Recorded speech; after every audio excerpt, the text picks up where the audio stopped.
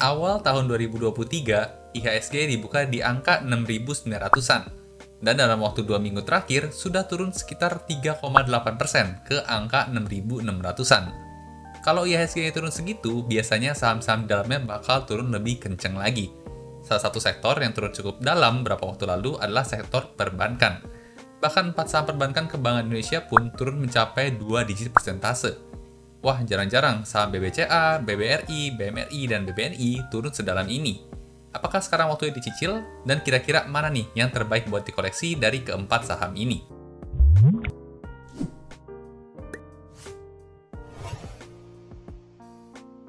Halo dan selamat datang kembali di channel saya, Jonathan Tamrin. Buat teman-teman yang baru pertama kali nonton, di channel ini saya sharing hal-hal seputar saham dari sudut pandang fundamental. Ada analisa saham, ada mindset investasi, dan ada update berita terkini.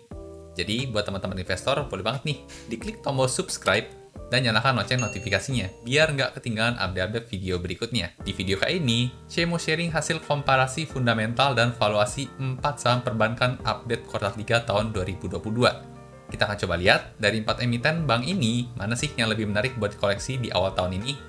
Seperti apa? Yuk langsung kita lihat aja pembahasannya. Oke, sekarang kita masuk ke pembahasan diskon saham perbankan awal tahun. Saham BBCA, BBRI, BMRI, dan BBNI, mana nih yang paling menarik?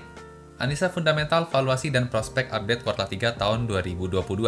Nah, seperti biasa kita akan bahas dulu ya sekilas profil perusahaan yang mau kita bahas di video kali ini. Sini ada 4. Yang pertama, nama PT-nya adalah PT Bank Sentral Asia Tbk, kode sahamnya BBCA. Kemudian ada PT Bank Rakyat Indonesia Tbk, kode sahamnya BBRI. Kemudian 2 sisanya ada PT Bank Mandiri Tbk, yaitu BMRI. Dan yang terakhir ada PT Bank Negara Indonesia Tbk, atau BBNI. Dari 4 nama bank ini, pasti teman-teman udah familiar banget lah ya. Kemungkinan besar malah teman-teman juga punya atau jadi nasabah dari salah satu dari keempat bank ini. Nah, kalau kita lihat dari sejarah didirikannya, untuk BBCA kita bisa lihat didirikan sejak tahun 57 nih. Untuk BBRI dari tahun 895, kemudian untuk Mandiri dari sejak tahun 98, dan BBNI sejak tahun 46. Kalau kita lihat dari usianya, kita bisa lihat kalau BBRI ini yang paling tua ya, karena dia yang paling pertama berdiri nih dibandingkan dengan 3 emiten lainnya.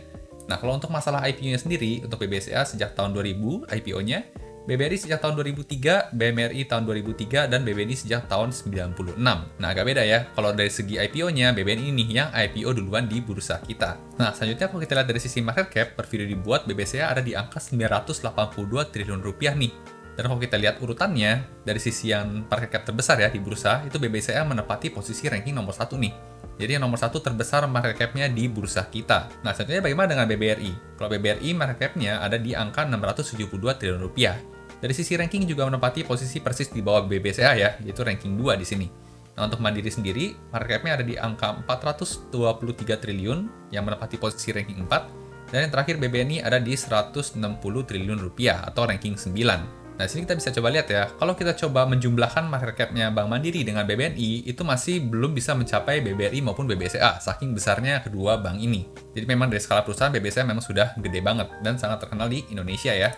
Nah, selanjutnya dari sisi persentase kepemilikan masyarakat, per video dibuat untuk BBCA ada di angka 43% nih. Lalu kemudian untuk BBRI ada di 47%, BMRI dan BBNI sama ya, sama-sama di angka 40%. Nah, angka di kisaran 40%-an ini juga tergolong oke ya. Nggak terlalu banyak, tapi nggak terlalu dikit juga. Jadi pemegang saham pengendali masih bisa bebas untuk mengambil keputusan buat emiten. Nah, selanjutnya kalau kita lihat dari statusnya, BBCA ini adalah perusahaan swasta ya. Sedangkan untuk BBRI, BMRI, dan BBNI sama-sama perusahaan BUMN. Kemudian selanjutnya ada fakta menarik ya terkait dengan 4 emiten bank ini yang juga mungkin teman-teman udah sangat familiar.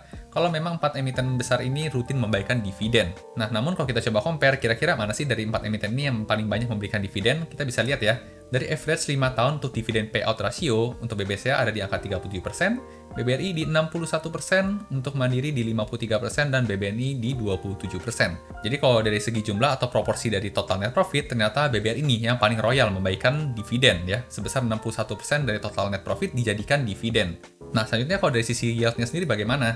Nah, ini untuk 5 tahun terakhir untuk BBCA, itu dividen yield-nya ada di kisaran angka 1,4%. Untuk BBRI ada di 3,4%, BMRI di 3,8%, dan BBNI ada di 2,1%. Jadi mungkin buat teman-teman yang sebagai dividen hunter, mungkin akan menarik untuk melirik si Mandiri ya, karena dia dividen yield-nya itu mencapai 3,8%. Paling tinggi dibanding 3 emiten lainnya. Nah, selanjutnya kita akan coba lihat pergerakan harga sahamnya, kenapa 4 perbankan ini menjadi menarik nih di awal tahun 2023. Nah, yang pertama ada BBCA, kita bisa lihat angka all time high-nya belakangan ini ada di angka 9.400. Sedangkan per video ini dibuat, angka per lembar sahamnya sudah tinggal Rp8.050 saja.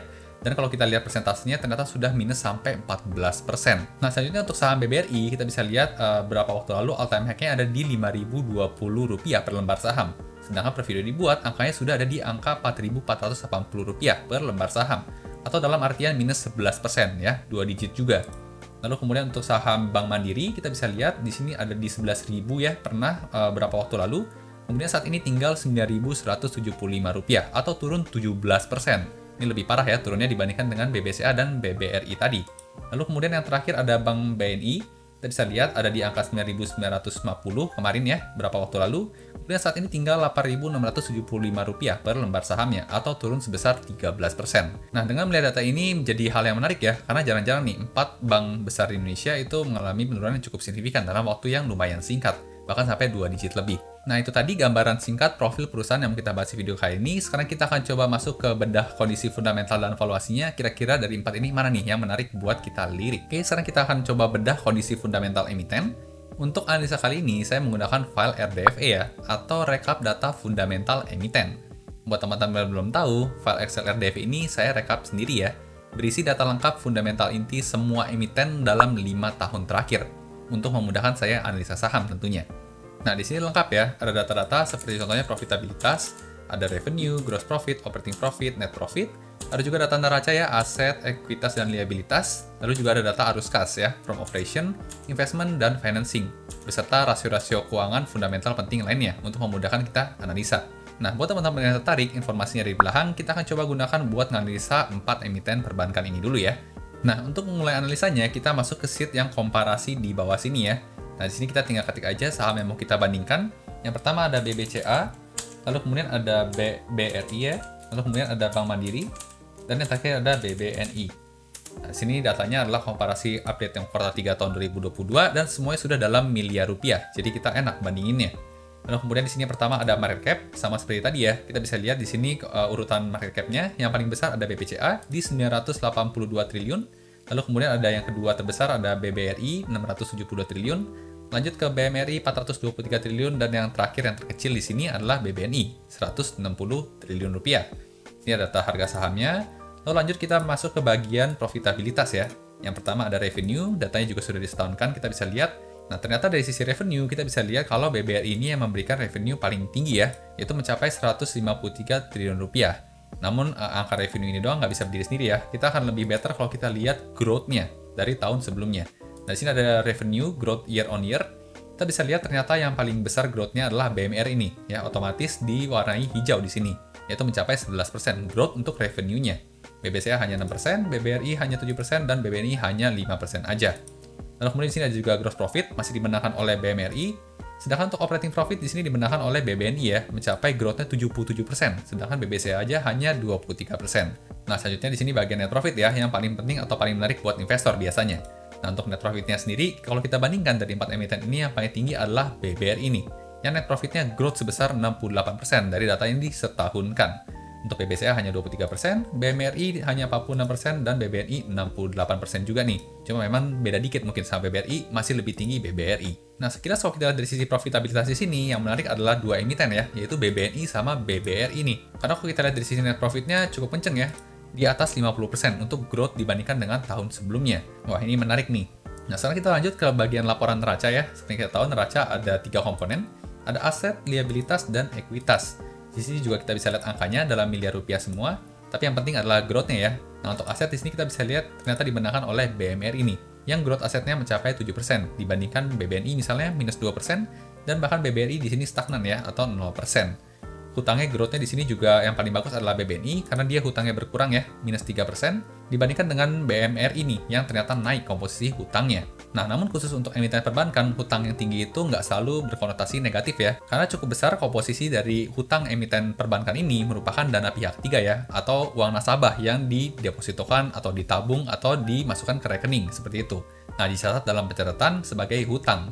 Jadi nggak melulu kalau hutangnya tinggi itu jelek buat perbankan, kadang bisa bagus juga, berarti kan nasabahnya banyak. Nah, di sini mungkin yang lebih penting kita bisa lihat dari sisi ekuitasnya ya. Growth ekuitasnya untuk BBCA growth selama setahun terakhir kisaran 5%, Untuk BBRI hanya 3%, BMRI hanya 4%, dan untuk BBNI juga 5% nih. Nah, sini kita bisa lihat BBNI sama BBCA sama-sama 5%, tapi BBNI yang warna hijau, berarti memang mungkin ada selisih 0, sekian persen nih, lebih banyak BBNI dibanding BBCA. Jadi di sini BBNI sama BBCA sama-sama oke lah ya untuk dari sisi neracanya. Nah, selanjutnya bagaimana dengan laporan arus kasnya? Kita bisa lihat ya, cash flow from operation di sini angkanya positif, bagus, berarti lebih banyak uang masuk dibanding uang yang keluar. Di sini BBRI malah angkanya minus ya, yang berarti uangnya lebih banyak keluar nih dibandingkan yang masuk di tahun itu. Tentunya kita pengennya lebih banyak uang yang masuk ya dibanding uang yang keluar.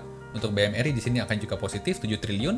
Untuk BBNI hanya 420 miliar. Jadi kalau lihat dari sisi cash flow from operation, yang paling banyak uang masuk adalah di BBCA ya, yang mencapai 17,9 triliun rupiah. Lanjut ke bagian investment, di sini kita bisa lihat angkanya negatif, bagus ya, berarti banyak uang keluar untuk aktivitas investasi. Seperti kita tahu, aktivitas investasi itu kan tujuannya menguntungkan perusahaan. Nah, di sini yang menarik adalah BBRI, angkanya positif sendiri ya, berarti di sini kemungkinan ada jualan aset gitu ya, atau divestasi usaha. Nah, divestasinya usaha apa? Untuk lebih detailnya tentu kita mesti lihat laporan keuangannya langsung ya. Di sini kita akan coba screenshot aja kira-kira dari angka mana nih yang menarik buat kita lirik. Nah, selanjutnya ada bagian cash flow from financing. Kita bisa lihat di sini angkanya negatif untuk BBCA. BBRI juga negatif, tapi untuk BMRI angkanya positif nih, sama BBNI.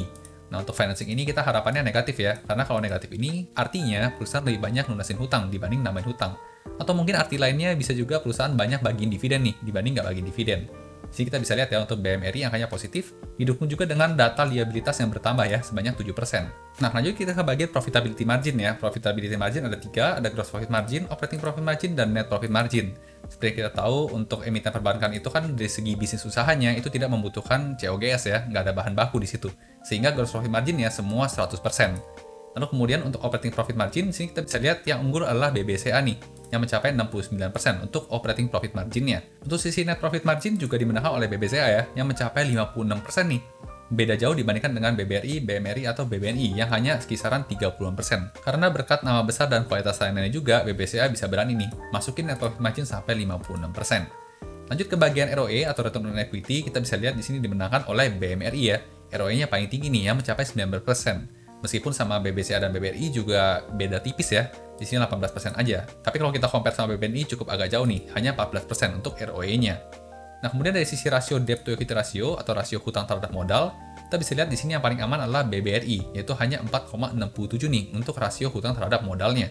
Untuk BMRI di sini 7,58, BBNI 6,24, dan BBCA di 5,08. Namun sekali lagi ya, khusus untuk emiten perbankan, tingkat hutangnya tinggi itu nggak selalu melulu jelek ya. Karena komposisi hutangnya ada dana pihak ketiga di sana, jadi kadang semakin tinggi tingkat hutangnya itu menunjukkan semakin banyak nasabahnya yang berani atau mau nabung di bank tersebut. Oke, jadi ini hasil analisa kondisi fundamentalnya ya. Kita bisa lihat dari 4 emiten perbankan ini, semuanya bagus-bagus, semuanya masih profitable, semuanya masih growth. Namun kalau kita lihat yang paling terbaik, sini kita bisa lihat untuk net profitnya yang paling baik masih BBRI ya, yang mencapai growth 68% dibandingkan dengan tahun lalu.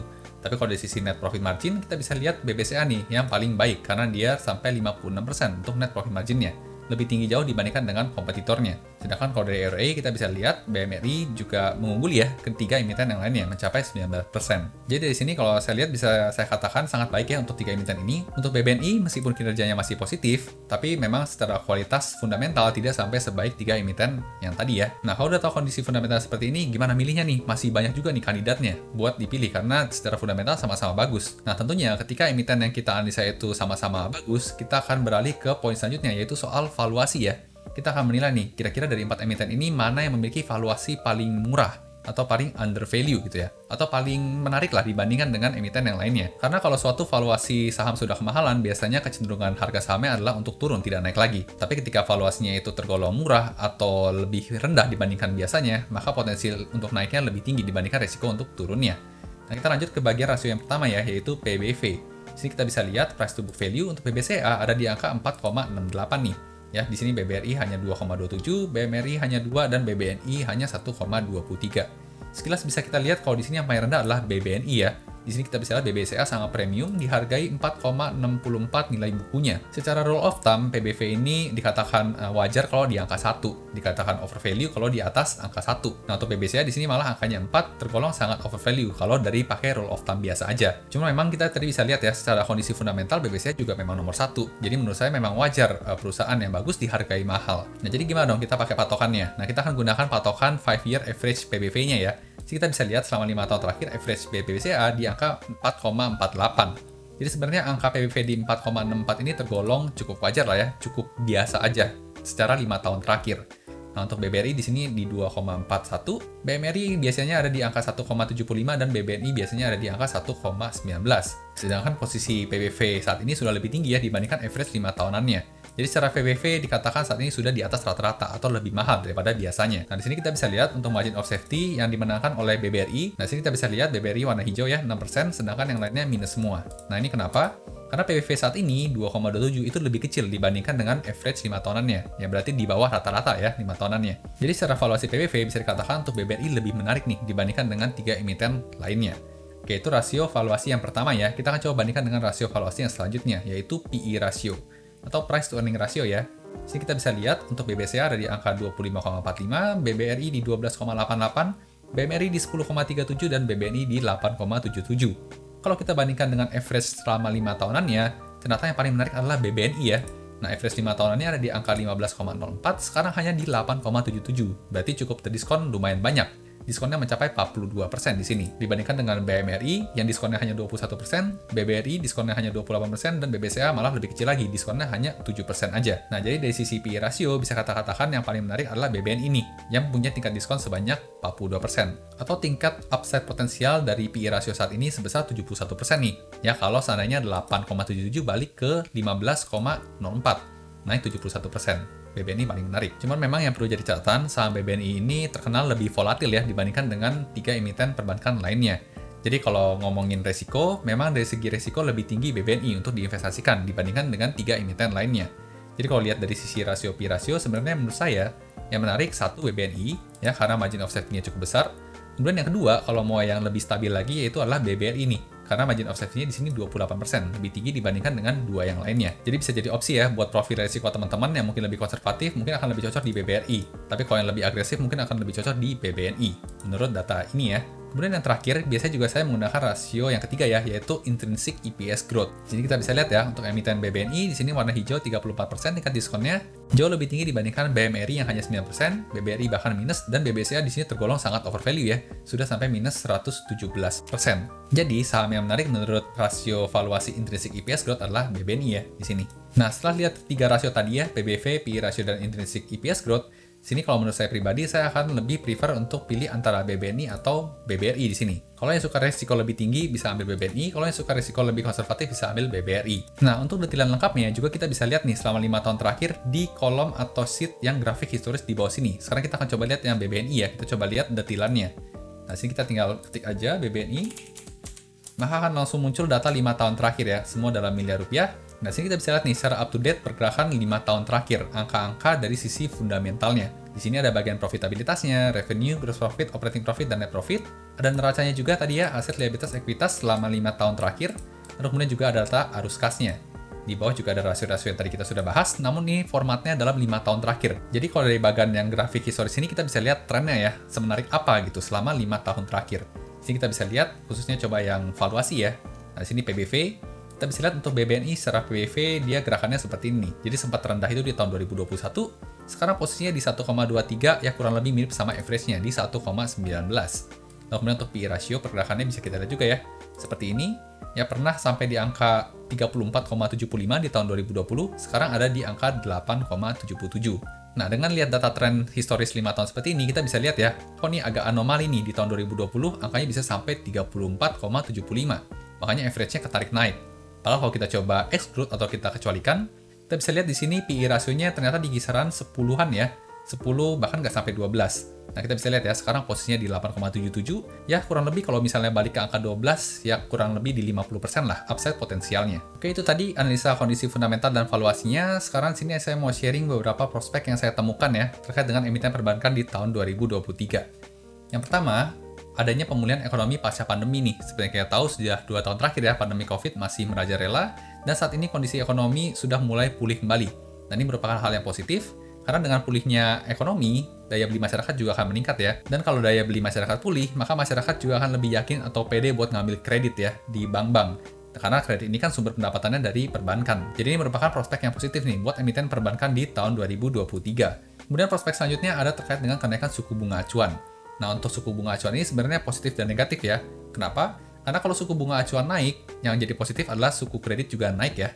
Jadi keuntungan perusahaan itu bertambah, tapi negatifnya adalah masyarakat jadi lumayan enggan nih buat ngambil kredit, karena kan tingkat suku bunganya mahal. Jadi memang perlu ditelisik lagi nih untuk prospek yang kenaikan suku bunga acuan. Kita mesti lihat kira-kira trennya lebih banyak yang masyarakat cenderung takut karena suku bunganya naik, atau malah masyarakatnya tetap ambil kredit sehingga keuntungan perusahaan itu bertambah. Jadi bisa positif maupun negatif. Nah, kemudian prospek terakhir yang sebenarnya cukup negatif yaitu adalah potensi resesi global ya. Banyak media-media mengatakan kalau tahun 2023 gelap gitu ya, karena terancam resesi. Nah, sebenarnya benar nggak sih tuh tahun 2023 gelap atau terancam resesi? Di sini kita bisa lihat datanya ya. Di sini saya ambil datanya dari Trading Economics.